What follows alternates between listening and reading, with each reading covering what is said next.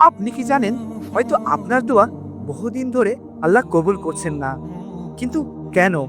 আপনি রোজ হাত তোলেন, চোখ ভিজে যায়, অথচ জীবনেও পরিবর্তন আসে না। হয়তো আপনি জানেন না, দোয়ার 7টি গোপন রহস্য আছে, যেগুলো পূর্ণ না হলে দোয়া আকাশ ছুঁয়ে মাটিতে পড়ে যায়। প্রথম রহস্য, নিয়তের পবিত্রতা। রাসূলুল্লাহ সাল্লাল্লাহু আলাইহি সাল্লাম বলেছেন, কর্মসমূহ নিয়তের উপর নির্ভরশীল। বুখারী ও মুসলিম। দোয়া করার আগে হৃদয়কে পরিষ্কার করতে হবে। আপনার চাওয়া শুধু নিজের লাভের জন্য নয়, আল্লাহর সন্তুষ্টির জন্যও হতে হবে।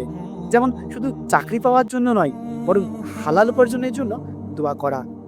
দ্বিতীয় রহস্য, হালাল রিজিক। হাদিসে এসেছে, যে ব্যক্তি হারাম খায় তার দোয়া কবুল হয় না। মুসলিম। একজন মানুষ দিনে রাতে নামাজ পড়ে, দোয়া করে, কিন্তু যদি আয় রোজগার হারাম হয়, তবে দোয়া আটকে যায়।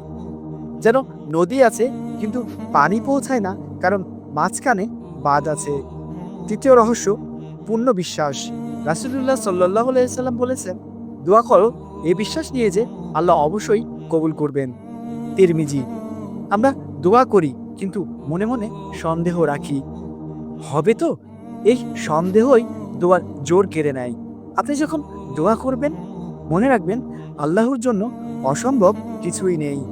চতুর্থ রহস্য, দোয়ার সময় ও অবস্থা।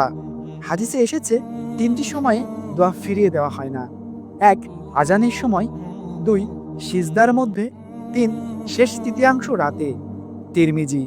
এই সময়গুলোকে কাজে লাগান, আর হৃদয় ভিজে উঠবে। পঞ্চম রহস্য, কৃতজ্ঞতা। কোরআনে আল্লাহ বলেছেন, তোমরা কৃতজ্ঞ হলে আমি তোমাদের আরো বাড়িয়ে দিব। সূরা ইব্রাহিম আয়াত 7।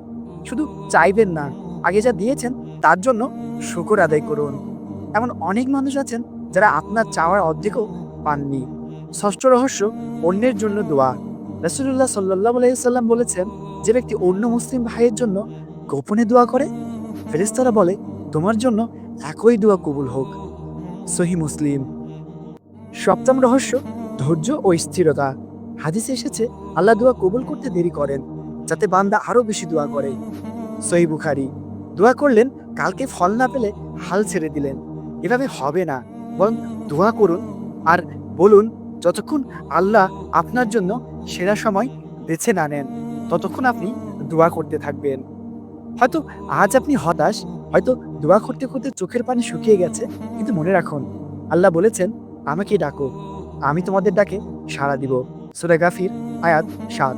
আপনার দোয়া কখনো হারিয়ে যায় না, হয়তো রূপ বদলে যায়, কিন্তু প্রতিটি শব্দ আসমানে পৌঁছে যায়।